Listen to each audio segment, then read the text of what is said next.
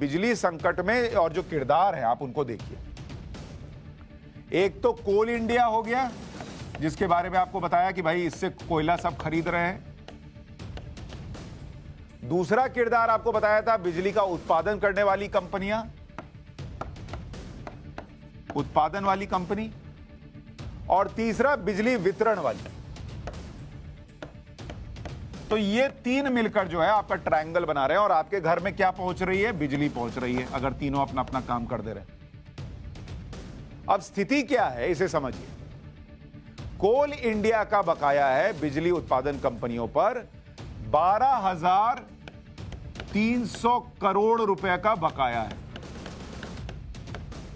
यानी ये जो कंपनियां हैं जो उत्पादन कर रही हैं, ये जो कोल इंडिया से कोयला खरीद रही हैं, उसका पेमेंट नहीं कर पा रही है, बकाया लगाया हुआ है। 12,300 करोड़ रुपए के बकाये में कोल इंडिया चल रहा है।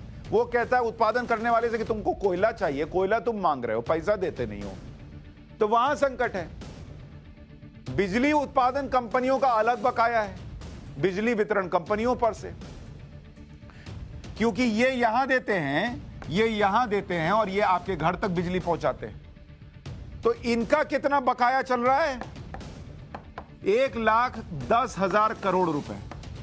और ये पैसा किसको चुकाना है? इन वितरण वालों को चुकाना है। ये उत्पादन करके इनको दे रहे हैं, तुम पहुंचाओ घर तक बिजली। ये घर तक बिजली पहुंचा रहे हैं, लेकिन इन तक पेमेंट नहीं पहुंचा रहे हैं, तो ये अलग घाटे में है। ये इसको पेमेंट नहीं आ रहा, तो ये कोल इंडिया को पेमेंट नहीं कर रहा, कोल इंडिया अलग घाटे में चल रहा है। अब वितरण वालों का घाटा देखिए, सब बाप बाप कर रहे हैं। बिजली वितरण कंपनियों का कुल घाटा कितना है? इनका घाटा है 5 लाख करोड़ रुपए। क्यों? अब इनका घाटा क्यों है? इनका घाटा इसलिए है क्योंकि आपके पास से जो पेमेंट आना है, कोई नेता नहीं दे रहा है, कोई सरकार नहीं दे रही है। भाई सरकार क्या बोलती है? जैसे अगर मैं आपको बताऊं, इसका उदाहरण देखिए कि किसी ने कह दिया कि हम किसानों को फ्री बिजली देंगे।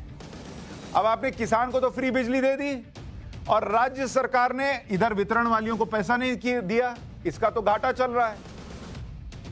अभी पंजाब का आपको बता रहा था ना कि घाटे में है सब, तो ये घाटा इनको हो गया। अब ये क्या कर सकते हैं? या तो घाटा सहते रहें और देते रहें, नहीं तो ये क्या करते हैं? पावर कट कर देते हैं कि पावर उधर कट किया तो उतना पैसा कम से कम बचा।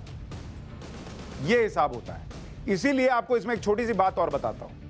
ये जो 3 कृषि कानून आए थे, उसमें नरेंद्र मोदी एक बिल लाए थे। उसमें उन्होंने क्या कही थी बात? उसमें उन्होंने कहा था कि राज्य सरकार जो किसान को फ्री बिजली देती है, वो फ्री बिजली नहीं देगी। वो सीधा किसान जो है वो पेमेंट करेगा वितरण वाली कंपनी को, 100 रुपया है, 1000 रुपया है, जितना है, और राज्य सरकार किसान को पेमेंट करेगी कि तुमने जो ये पेमेंट किया, जो मैं तुमको फ्री देता, उसकी जगह मैं ये तुमको पैसा देता हूं। नरेंद्र मोदी जी ने दिमाग लगाया था, पीएम ने, इससे 2 चीज हो जाएगी। एक तो ये हो जाएगा कि बिजली की बर्बादी रुक जाएगी, जब किसान को या किसी को भी जिसको फ्री बिजली मिल रही है, उसको पता है कि मुझे पहले पेमेंट करूंगा तब पैसा मिलेगा अकाउंट में, तो पहले तो वो कम करेगा, जितना होगा उतना ही चलाएगा ना।